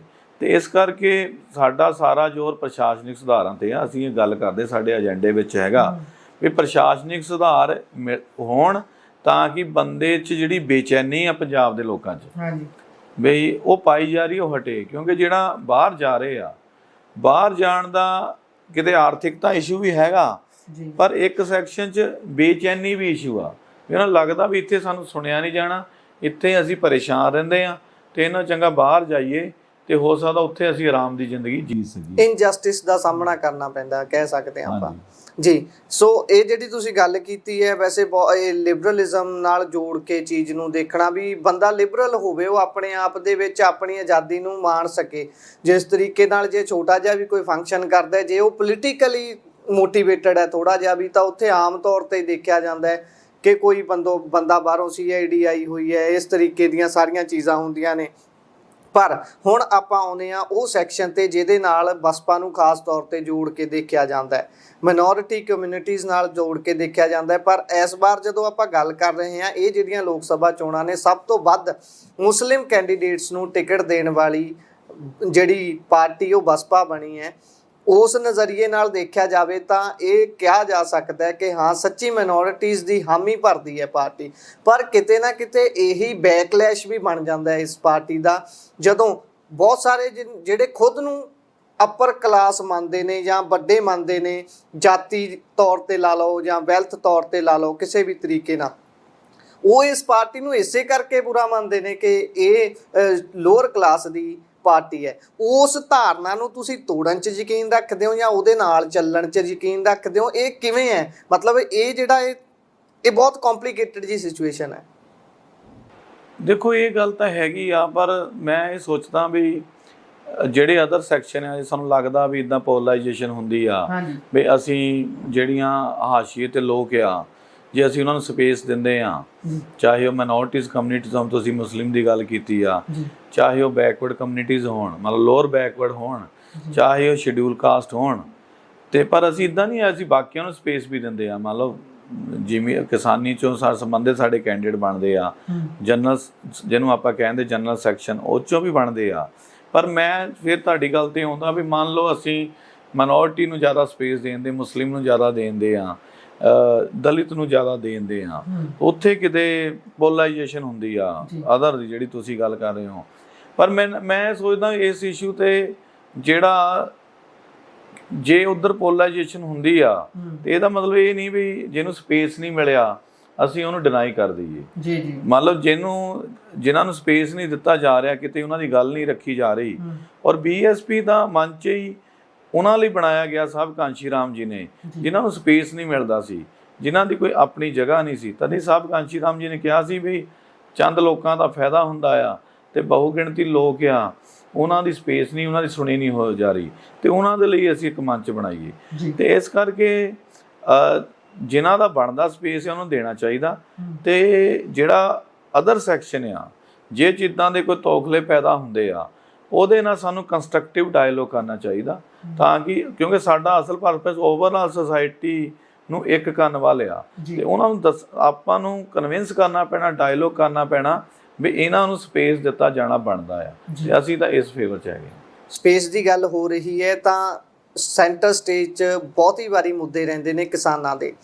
ਕਿਸਾਨ ਕਿਤੇ ਧਰਨਾ ਲਾਉਂਦੇ ਨੇ, ਉਸ ਦੀ ਕਵਰੇਜ ਵੀ ਵੱਡੇ ਪੱਧਰ ਤੇ ਮੀਡੀਆ ਕਰਦਾ ਹੈ, ਸਾਰੇ ਕਰਦੇ ਨੇ। ਅਸੀਂ ਵੀ ਉਸ ਦੇ ਵਿੱਚ ਬਰਾਬਰ ਦੇ ਜ਼ਿੰਮੇਵਾਰ ਮੰਨਦੇ ਹਾਂ ਕਿ ਹਾਂ ਉਹ ਜਿਹੜਾ ਮੁੱਦਾ ਹੈ ਉਹ ਦਿਖਾਉਣਾ ਬਣਦਾ ਵੀ ਹੈ, ਦਿਖਾਇਆ ਵੀ ਜਾਂਦਾ ਹੈ। ਪਰ ਜਦੋਂ ਗੱਲ ਆਉਂਦੀ ਹੈ ਮਜ਼ਦੂਰ ਵਰਗ ਦੀ, ਉਹ ਮਜ਼ਦੂਰ ਵਰਗ ਜਿਹੜਾ ਪਿੰਡਾਂ ਦੇ ਵਿੱਚ ਰਹਿੰਦਾ ਹੈ, ਉਹ ਮਜ਼ਦੂਰ ਵਰਗ ਜਿਹੜਾ ਸੁਬਾਹ ਉੱਠ ਕੇ ਦਿਹਾੜੀ ਦੀ ਤਲਾਸ਼ ਦੇ ਵਿੱਚ ਨਿਕਲਦਾ ਹੈ, ਜੇ ਦਿਹਾੜੀ ਮਿਲਦੀ ਹੈ ਤਾਂ ਸ਼ਾਮ ਨੂੰ ਬੱਚਿਆਂ ਦੇ ਮੂੰਹ ਵਿੱਚ ਕੁਝ ਪੈਂਦਾ ਹੈ, ਉਹ ਵਰਗ ਦੀ ਗੱਲ ਕਿਤੇ ਨਹੀਂ ਹੁੰਦੀ। ਜੇ ਉਹ ਵਰਗ ਕਿਤੇ ਧਰਨਾ ਲਾਉਣਾ ਚਾਹੁੰਦਾ ਹੈ, ਉਸ ਨੂੰ ਧਰਨਾ ਨਹੀਂ ਲਾਉਣ ਦਿੱਤਾ ਜਾਂਦਾ, ਰੇਲਵੇ ਲਾਈਨਾਂ ਦੇ ਉੱਪਰੋਂ ਕੁੱਟ ਕੇ ਭਜਾ ਦਿੱਤਾ ਜਾਂਦਾ, ਪਰ ਉਸ ਦੀ ਕਿਤੇ ਗੱਲ ਨਹੀਂ ਹੁੰਦੀ। ਉਸ ਦੀ ਗੱਲ ਨਾ ਹੋਣ ਦਾ ਕਾਰਨ ਕੀ ਮੰਨਦੇ ਹੋ? ਦੇਖੋ, ਇੱਕ ਤਾਂ ਆ ਵੀ ਮਤਲਬ ਕੋਈ ਵੀ ਬੰਦਾ ਆ ਆਪਣੀ ਗੱਲ ਰੱਖ ਸਕਦਾ ਆ, ਚਾਹੇ ਕਿਸਾਨਾਂ ਦਾ ਮਸਲਾ ਆ। ਅਸਲ 'ਚ ਉਹਨਾਂ ਨੇ ਆਪਣਿਆਂ ਨੂੰ ਲਗਾਤਾਰ ਇੰਪਾਵਰ ਕੀਤਾ ਆ, ਮਤਲਬ ਲਗਾਤਾਰ ਜਥੇਬੰਦ ਕੀਤਾ ਆ, ਤੇ ਆਪਣੇ ਇੰਟਰਸਟ ਲਈ ਲੜਦੇ ਆ, ਆਪਣੇ ਮੁੱਦਿਆਂ ਤੇ ਲੜਦੇ ਆ। ਸਹੀ ਗੱਲ ਆ, ਉਹ 'ਚ ਕੋਈ ਮਾੜੀ ਗੱਲ ਨਹੀਂ ਹੈਗੀ। ਉਹ ਜ਼ਿਆਦਾ ਜਦੋਂ ਲੜਦੇ ਆ, ਜ਼ਿਆਦਾ ਜਥੇਬੰਦ ਆ, ਜ਼ਿਆਦਾ ਇੰਪਾਵਰ ਆ, ਔਰ ਉਹਨਾਂ ਦੀਆਂ ਇਸ਼ੂ ਵੀ ਇੱਦਾਂ ਦੇ ਹੀ ਆ। ਅਸਲ 'ਚ ਜਿਹੜਾ ਮੌਜੂਦਾ ਪ੍ਰਬੰਧ ਬਣਿਆ ਉਹ ਕਿਸਾਨ ਲਈ ਵੀ ਉਸ ਤਰ੍ਹਾਂ ਦਾ ਹੀ ਆ, ਸ਼ਡਿਊਲ ਕਾਸਟ ਲਈ ਵੀ ਇਸ ਤਰ੍ਹਾਂ ਦਾ ਆ। ਪਰ ਇਹ ਆ ਵੀ ਉਹ ਇੱਕ ਸੁਸਾਇਟੀ ਜਿਹੜੀ ਲੜਨ ਦੀ ਪੋਜੀਸ਼ਨ 'ਚ ਆ, ਉਹ ਵੱਧ ਲੜ ਲੈਂਦੀ ਆ। ਉਹਦੇ ਕੋਲ ਇੱਕ ਤਰ੍ਹਾਂ ਦੀ ਇੱਕ ਬੇਸ, ਸੋਲਿਡ ਬੇਸ ਹੈਗਾ ਆ। ਉਹਦੀ ਸਟਰੈਂਥ ਕੀ ਹੈ? ਜਥੇਬੰਦੀ ਉਸ ਦੀ ਸਟਰੈਂਥ ਹੈ ਜਾਂ ਗਿਣਤੀ ਸਟਰੈਂਥ ਹੈ? ਕੀ ਮੰਨਦੇ ਹੋ? ਫਿਰ ਉਸੇ ਵਰਗ ਦੇ ਨਾਲ ਫਿਰ ਦੂਸਰਾ ਵਰਗ ਪਿੱਛੇ ਕਿਉਂ ਰਹਿ ਜਾਂਦਾ? ਕੀ ਕਾਰਨ? ਦੇਖੋ, ਇਸ ਸੁਸਾਇਟੀ ਦੇ ਵਿੱਚ ਜਿਸ ਬੰਦੇ ਨੇ, ਜਿਹੜਾ ਬੰਦਾ ਇੰਪਾਵਰ ਹੋਇਆ, ਠੀਕ ਆ, ਮੰਨ ਲਓ ਜੇ ਉਹ ਲੜਦਾ ਆ ਤੇ ਉਹਨੇ ਤਾਂ ਲੜਨਾ ਆ ਆਪਣੇ ਲਈ, ਠੀਕ ਹੈ ਨਾ। ਤੇ ਜਿਹੜਾ ਰਹਿ ਰਿਹਾ ਆ, ਉਹਨੂੰ ਵੀ ਆਪਣੇ ਆਪ ਨੂੰ ਇੰਪਾਵਰ ਕਰਨ ਲਈ ਕੰਮ ਕਰਨਾ ਪੈਣਾ। ਕਿਉਂਕਿ ਮੰਨ ਲਓ ਆਪਾਂ ਕਹਿ ਦਿੰਦੇ ਹਾਂ, ਆਪਾਂ ਮੀਡੀਆ ਨੂੰ ਕਹਿ ਦਈਏ, ਹੋਰ ਕਹਿ ਦਈਏ ਵੀ ਤੁਸੀਂ ਸਾਡੇ ਇਸ਼ੂ ਚੱਕੋ, ਤੇ ਉਹ ਅਗਲਿਆਂ ਦੀ ਮਰਜ਼ੀ, ਅਗਲੇ ਚੱਕਣ ਨਾ ਚੱਕਣ। ਤੇ ਜਿਨ੍ਹਾਂ ਦੇ ਇਸ਼ੂ ਨਹੀਂ ਚੱਕੇ ਜਾਂਦੇ, ਇਹ ਉਹਨਾਂ ਨੂੰ ਹੀ ਹਿੰਮਤ ਕਰਨੀ ਪੈਣੀ ਹੈ ਵੀ ਉਹ ਆਪਣੇ ਇਸ਼ੂ ਚੱਕਣ ਤੇ ਉਹਨਾਂ ਨੂੰ ਸੈਂਟਰ ਸਟੇਜ 'ਚ ਲਿਆਉਣ। ਤੇ ਇਸ ਕਰਕੇ ਜਿੱਦਾਂ ਅਸੀਂ ਵੀ ਕੀਤਾ ਹੈਗਾ, ਅਸੀਂ ਮੰਨ ਲਓ ਇੱਕ ਤਰ੍ਹਾਂ ਬਿਲਕੁਲ ਹਾਸ਼ੀਏ ਦੀ ਲਾਈਨ ਤੋਂ ਆਏ ਹਾਂ, ਠੀਕ ਹੈ ਕਿ ਨਹੀਂ। ਕਿਸੇ ਟਾਈਮ ਬੰਦੇ ਸਾਡੇ ਬਹੁਤ ਸਾਰੇ ਪਾਰਟੀ ਛੱਡ ਕੇ ਚਲੇ ਗਏ ਸੀ, ਅਸੀਂ ਦੁਬਾਰਾ ਡਿਵੈਲਪ ਕੀਤਾ, ਤੇ ਉਹਨਾਂ ਨੂੰ ਆਪ ਹੀ ਐਕਸਪ੍ਰੈਸ ਕਰਨ ਲਈ ਆਪਣੇ ਆਪ ਨੂੰ, ਠੀਕ ਹੈ, ਕੋਈ ਤੁਹਾਡਾ ਸਹਿਯੋਗ ਕਰ ਸਕਦਾ ਆ। ਪਰ ਫਿਰ ਵੀ ਜੇ ਤੁਸੀਂ ਆਪਣੇ ਕੋਰ ਇਸ਼ੂ, ਆਪਣੀ ਪੀੜਾ ਦੀ ਗੱਲ ਕਰਨੀ ਆ, ਤੇ ਤੁਹਾਨੂੰ ਆਪ ਹੀ ਆਪਣੇ ਆਪ ਨੂੰ ਉਸ ਸਟੇਜ ਤੇ ਡਿਵੈਲਪ ਕਰਨਾ ਪੈਣਾ। ਕਈ ਇਹ ਮੰਨਿਆ ਜਾਂਦਾ ਹੈ ਕਿ ਭਾਰਤੀ ਦਰਸ਼ਨ ਜਾਂ ਕੋਈ ਵੀ ਜਿਹੜਾ ਦਰਸ਼ਨ ਹੈ, ਉਹ ਉਸ ਸਮੇਂ ਸਭ ਤੋਂ ਵੱਧ ਸੈਂਟਰ ਸਟੇਜ ਤੇ, ਜਾਂ ਫਿਰ ਕਹਿ ਲਓ ਵੀ ਉਸ ਦੀ ਗੱਲ ਹੋਣ ਉਦੋਂ ਲੱਗੀ ਜਦੋਂ ਸਭ ਤੋਂ ਪਹਿਲਾਂ ਜਿਹੜਾ ਮਨੁੱਖ ਸੀ ਉਹ ਦੋ ਪੈਰਾਂ ਤੇ ਖੜਾ ਹੋਣ ਲੱਗਾ, ਚਾਰਾਂ ਤੋਂ। ਉਸ ਤੋਂ ਬਾਅਦ ਜਦੋਂ ਦਾਣੇ ਸਿੱਟੇ ਗਏ, ਉਸ ਨੂੰ ਲੱਗਾ ਵੀ ਆਹ ਕੋਈ ਚੀਜ਼ ਉੱਗ ਰਹੀ ਹੈ, ਇਹ ਵੱਡੇ ਪੱਧਰ ਤੇ ਸਟੋਰ ਕੀਤੀ ਜਾ ਸਕਦੀ ਹੈ, ਸਾਨੂੰ ਲੋੜ ਨਹੀਂ, ਹੁਣ ਅਸੀਂ ਹੋਰ ਚੀਜ਼ਾਂ ਬਾਰੇ ਸੋਚ ਸਕਦੇ ਹਾਂ। ਉਹੀ ਗੱਲ ਆ ਜਾਂਦੀ ਨਾ, ਫਿਰ ਉਹ ਇੰਨੇ ਜਿਹੜੀ ਸੰਪत्ति ਦੇ ਤੌਰ ਤੇ ਇੰਨੇ ਸੰਪੰਨ ਹੀ ਨਹੀਂ ਹੈਗੇ ਕਿ ਉਹ ਆਪਣੀ ਦਿਹਾੜੀ ਤੋੜ ਕੇ ਇਹ ਸਾਰੇ ਵਰਗਾਂ ਦੀ, ਇਹ ਸਾਰੀਆਂ ਚੀਜ਼ਾਂ ਦੀ ਗੱਲ ਕਰ ਸਕਣ। ਉਹਨਾਂ ਨੂੰ ਇੱਥੋਂ ਤੱਕ ਲਿਆਉਣ ਲਈ ਕੀ ਕਰਨਾ ਚਾਹੀਦਾ ਹੈ? ਕਿਸੇ ਪਾਰਟੀ ਨੂੰ, ਸਰਕਾਰ ਨੂੰ, ਜਾਂ ਫਿਰ ਉਹ ਕਿਵੇਂ ਆ ਸਕਦੇ ਨੇ ਸੈਂਟਰ ਸਟੇਜ ਦੇ ਵਿੱਚ? ਇਹੀ ਮੇਰਾ ਮੁੱਦਾ ਇਹੀ ਹੈ। ਦੇਖੋ, ਜੇ ਕਿਸੇ ਨੇ ਲਿਆਉਣੇ ਹੁੰਦੇ ਫਿਰ ਤਾਂ ਆ ਗਏ ਹੁੰਦੇ। ਤਾਂ ਤੁਸੀਂ, ਆਪਾਂ ਜਦੋਂ ਇਹ ਕਹਿ ਰਹੇ ਹਾਂ ਵੀ ਉਹਨਾਂ ਨੂੰ ਲਿਆਉਣਾ ਚਾਹੀਦਾ, ਇਹਦਾ ਮਤਲਬ ਜਿਹੜੇ ਵੀ ਸਥਾਪਿਤ ਗਰੁੱਪ ਆ, ਆਪਾਂ ਉਹਨਾਂ ਨੂੰ ਹੀ ਕਹਿ ਰਹੇ ਹਾਂ। ਐਗਜ਼ਿਸਟੈਂਸ, ਜਿਹੜਾ ਵੀ ਸਪੇਸ ਹੈਗਾ ਆ, ਜਿਹੜੀ ਵੀ ਐਸਟੈਬਲਿਸ਼ਮੈਂਟ ਆ, ਆਪਾਂ ਉਹਨਾਂ ਨੂੰ ਹੀ ਕਹਿ ਰਹੇ ਹਾਂ। ਤੇ ਉਹ ਤਾਂ ਪਹਿਲਾਂ ਵੀ ਸੀਗੀਆਂ ਜੀ, ਤੇ ਉਹ ਨਹੀਂ ਲਿਆਂਦਾ ਗਿਆ। ਤੇ ਇਹੀ ਸਟਰਗਲ ਆ ਬਈ ਮੰਨ ਲਓ ਸਥਾਪਿਤ ਗਰੁੱਪ ਨਹੀਂ ਲਿਆ ਰਹੇ ਹਾਂਜੀ ਤਾਂ ਫਿਰ ਉਹਨਾਂ ਦੀ ਆਪਣੀ ਜਦੋਂ ਆਪਣੇ ਆਪ ਨੂੰ ਸਥਾਪਿਤ ਕਰਨ ਦਾ ਹੀ ਤਾਂ ਸਟਰਗਲ ਆ, ਤਦ ਹੀ ਸਟਰਗਲ ਆ। ਜੇ ਉਹ ਹੋਣਾ ਹੁੰਦਾ ਤਾਂ ਫਿਰ ਸਟਰਗਲ ਥੋੜੀ ਰਹਿਣਾ ਸੀਗਾ। ਤੇ ਇਸ ਕਰਕੇ ਰਸਤਾ ਇੱਕੋ ਹੀ ਆ ਵੀ ਜਿਹੜੀ ਉਹਨਾਂ ਸੁਸਾਇਟੀਆਂ ਦੇ ਮੋਹਤਵਾਰ ਬੰਦੇ ਹੈਗੇ ਆ, ਇਹ ਉਹਨਾਂ ਨੂੰ ਡਿਵੈਲਪ ਕਰਨਾ ਪੈਣਾ ਆਪਣੇ ਆਪ ਨੂੰ, ਤੇ ਆਪਣੀ ਗੱਲ ਰੱਖਣ ਲਈ ਜੋ ਵੀ ਜਿਸ ਤਰ੍ਹਾਂ ਦੇ ਇੰਸਟੀਟਿਊਸ਼ਨ ਚਾਹੀਦੀ ਆ, ਜਿਸ ਤਰ੍ਹਾਂ ਦੀ ਇੱਕ ਨੌਲੇਜ ਚਾਹੀਦੀ, ਜਿਸ ਤਰ੍ਹਾਂ ਦੀ ਸਕਿੱਲ ਚਾਹੀਦੀ, ਜਿਸ ਤਰ੍ਹਾਂ ਦਾ ਉਹਨਾਂ ਨੂੰ ਆਪਣੇ ਤੌਰ ਤੇ ਜਥੇਬੰਦ ਹੋਣਾ ਬਣਦਾ ਆ, ਉਹ ਸਾਰੇ ਐਫਰਟ ਉਹਨਾਂ ਨੂੰ ਆਪ ਕਰਨੇ ਪੈਣੇ। ਪਲੱਸ ਜਿਹੜੇ ਅਦਰ ਸੈਕਸ਼ਨ ਆ ਇਹਨਾਂ ਨਾਲ ਕੰਸਟਰਕਟਿਵ ਡਾਇਲੋਗ ਕੀਤਾ ਜਾ ਸਕਦਾ ਆ, ਮੀਡੀਆ ਨਾਲ ਕੰਸਟਰਕਟਿਵ ਡਾਇਲੋਗ ਕੀਤਾ ਜਾ ਸਕਦਾ ਆ ਵੀ ਤੁਸੀਂ ਸਾਡੇ ਮੁੱਦਿਆਂ ਨੂੰ ਵੀ ਸਪੇਸ ਦਿੱਤਾ। ਪਰ ਉਹਨਾਂ ਨੂੰ ਪਿੱਛੋਂ ਬੈਕਿੰਗ ਵੀ ਚਾਹੀਦੀ ਹੈ, ਕੋਈ ਸਟਰੋਂਗ ਧਿਰ ਉਹਨਾਂ ਦੇ ਜਦੋਂ ਬੈਕ ਤੇ ਆ ਕੇ ਖੜੂਗੀ ਉਹਨਾਂ ਨੂੰ ਵੀ ਲੱਗੂਗਾ ਕਿ ਸਾਡਾ ਕੋਈ ਸਹਾਰਾ ਹੈ, ਅਸੀਂ ਹੁਣ ਅੱਗੇ ਵੱਧ ਸਕਦੇ ਹਾਂ। ਇਹ ਸਾਰੀਆਂ ਗੱਲਾਂ ਨੇ। ਚਲੋ ਖੈਰ ਆਪਾਂ ਅਗਲੇ ਮੁੱਦੇ ਉਹਦੇ ਲਈ ਬੀਐਸਪੀ ਹੈਗੀ ਆ, ਬੀਐਸਪੀ ਇੱਕ ਨੈਸ਼ਨਲ ਲੈਵਲ ਦੀ ਪਾਰਟੀ ਆ, ਔਰ ਬੀਐਸਪੀ ਲਗਾਤਾਰ ਇਸ ਜਿਹੜੇ ਮਾਸਟਰਸ ਆ ਉਹਨਾਂ ਨੂੰ ਇੰਪਾਵਰ ਕਰਨ ਲਈ ਕੰਮ ਕਰ ਰਹੀ ਆ। ਪਰ ਜਿਹੜਾ ਕ੍ਰਾਈਸਿਸ ਇਹ ਆ ਵੀ ਜਿਹੜੀ ਜਿਨ੍ਹਾਂ ਸੈਕਸ਼ਨ ਦੀ ਤੁਸੀਂ ਗੱਲ ਕਰ ਰਹੇ ਹੋ, ਮਤਲਬ ਸ਼ਡਿਊਲ ਕਾਸਟ ਹੈ, ਬੈਕਵਰਡ ਕਲਾਸਿਸ ਆ, ਉਹਨਾਂ ਦਾ ਕ੍ਰਾਈਸਿਸ ਇਸ ਕਰਕੇ ਜ਼ਿਆਦਾ ਆ ਵੀ ਉਹਨਾਂ ਦੇ ਮੈਜੋਰਟੀ ਲੋਕ ਅਜੇ ਤੱਕ ਵੀ ਇਹ ਸਮਝਦੇ ਆ ਵੀ ਜਿਹੜਾ ਕਾਂਗਰਸ ਆ ਉਹਨਾਂ ਨੂੰ ਮੁਕਤੀ ਦਵਾ ਸਕਦੀ ਆ। ਉਸ ਚੱਕਰ ਦੇ ਵਿੱਚ ਕਾਂਗਰਸ ਇੱਕ ਐਸਟੈਬਲਿਸ਼ ਪਾਰਟੀ ਆ, ਇੱਕ ਜਿਸ ਤਰ੍ਹਾਂ ਕਰੋ ਪੂੰਜੀਪਤੀ ਵਰਗ ਦੀ ਪਾਰਟੀ ਆ, ਪਰ ਉਹ ਮਾਸਿਸ ਵਿੱਚ ਪਰਸੈਪਸ਼ਨ ਇਹ ਬਣਾਈ ਆ ਵੀ ਇਹੀ ਗਰੀਬਾਂ ਦੀ ਮੁਕਤੀ ਕਰਾ ਸਕਦੀ। ਪਰ ਮੁਕਤੀ ਕਹਿ ਲਈਏ ਜਾਂ ਫਿਰ ਉਹ ਫ੍ਰੀ ਬੀਜ਼ ਵਾਲਾ ਕੰਮ ਕਹਿ ਲਈਏ ਵੀ ਉਧਰ ਨੂੰ ਜ਼ਿਆਦਾ ਝੁਕਾਅ ਰਹਿੰਦਾ ਹੈ, ਖਾਸ ਤੌਰ ਤੇ ਇਸ ਵਰਗ ਦਾ ਜਿਹਦੀ ਆਪਾਂ ਗੱਲ ਕਰ ਰਹੇ ਹਾਂ। ਉਹਨਾਂ ਨੂੰ ਐਂ ਲੱਗਦਾ ਕਿ ਜੇ ਕੋਈ 10 ਕਿਲੋ ਕਣਕ ਦੇ ਰਿਹਾ, ਕੋਈ 11 ਦਊਗਾ, ਆਪਾਂ ਉਹਨੂੰ ਵੋਟ ਪਾ ਦਿੰਨੇ, ਕਿਲੋ ਵੱਧ ਜੂਗੀ। ਇਹ ਫ੍ਰੀ ਬੀਜ਼ ਨੇ ਵੀ ਕਿਤੇ ਨਾ ਕਿਤੇ ਢਾਹ ਲਾਈ ਹੈ ਇਹ ਸਾਰੇ ਇੰਪਾਵਰਮੈਂਟ ਨੂੰ। ਮੈਂ ਉਹੀ ਕਹਿ ਰਿਹਾ ਨਾ ਵੀ ਜਦੋਂ ਜਿਹੜੇ ਲੋਕ ਆ, ਮਤਲਬ ਸਾਡਾ ਕੰਮ, ਜਦੋਂ ਮੈਂ ਤੁਹਾਡੇ ਨਾਲ ਗੱਲ ਕੀਤੀ, ਸਾਡਾ ਕੰਮ ਹੈ ਲੋਕਾਂ ਨੂੰ ਇੰਪਾਵਰ ਕਰਨ ਦਾ, ਅਸੀਂ ਕੁਝ ਦੇ ਨਹੀਂ ਸਕਦੇ। ਉਹ ਜਿਹੜੀਆਂ ਪਾਰਟੀਆਂ ਆ ਉਹ ਲੋਕਾਂ ਨੂੰ ਇੰਪਾਵਰ ਨਹੀਂ ਕਰਦੀਆਂ, ਉਹ ਉਹਨਾਂ ਨੂੰ ਮਤਲਬ ਹੁੰਦਾ ਵੋਟ ਦਾ, ਤੇ ਉਹਨਾਂ ਕੋ ਮੌਕੇ ਤੇ ਜਦੋਂ ਵੋਟ ਦੀ ਲੋੜ ਹੁੰਦੀ ਉਹਨਾਂ ਕੁ ਬੈਨੀਫਿਟ ਦਿੰਦੇ ਆ, ਪਦਾਰਥਿਕ ਦਿੰਦੇ ਆ, ਤੇ ਬੰਦੇ ਦੀ ਉਹਦੇ ਬਦਲੇ ਵੋਟ ਲੈ ਲੈਂਦੇ ਆ।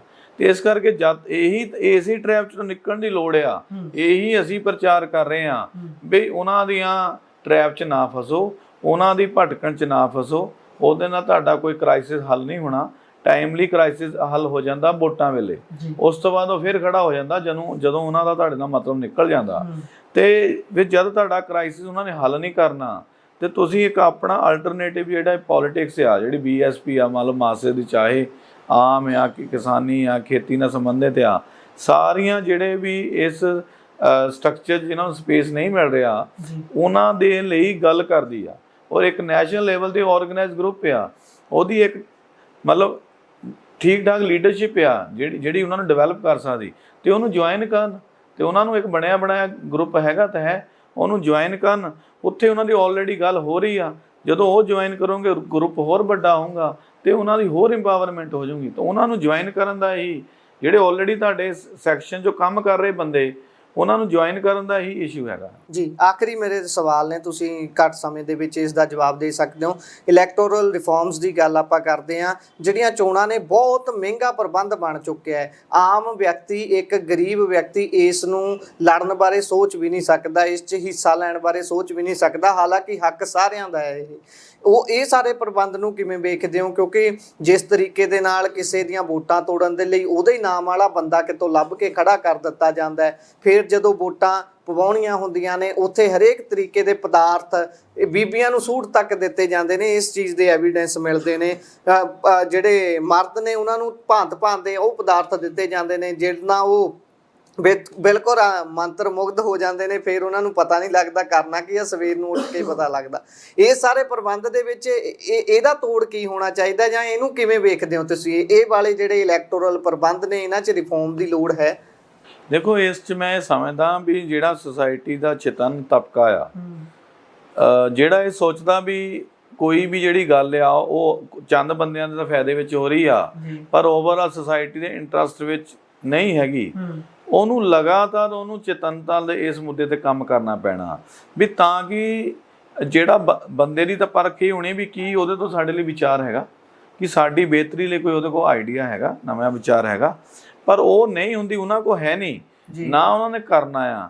ਇਸ ਕਰਕੇ ਉਹਨਾਂ ਨੂੰ ਤੇ ਉਹਨਾਂ ਵੀ ਵੋਟਾਂ ਲੈਣੀਆਂ ਤੇ ਅਸੀਂ ਆਪਣੀ ਪਾਵਰ ਮੇਨਟੇਨ ਕਰਨੀ।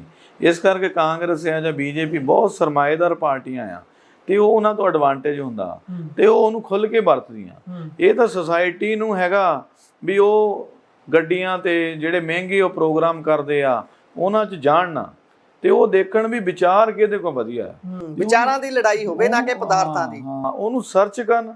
ਕਿਉਂਕਿ ਜਿਹੜਾ ਜਿੱਦਾਂ ਤੁਸੀਂ ਕਹਿੰਦੇ ਆਮ ਬੰਦਾ ਜਦੋਂ ਜਿਹਦੇ ਕੋਲ ਸਾਧਨ ਨਹੀਂ ਜਾਂ ਵਿਚਾਰ, ਮਤਲਬ ਸੁਸਾਇਟੀ ਨੂੰ ਪ੍ਰੋਐਕਟਿਵ ਹੋਣਾ ਪੈਣਾ।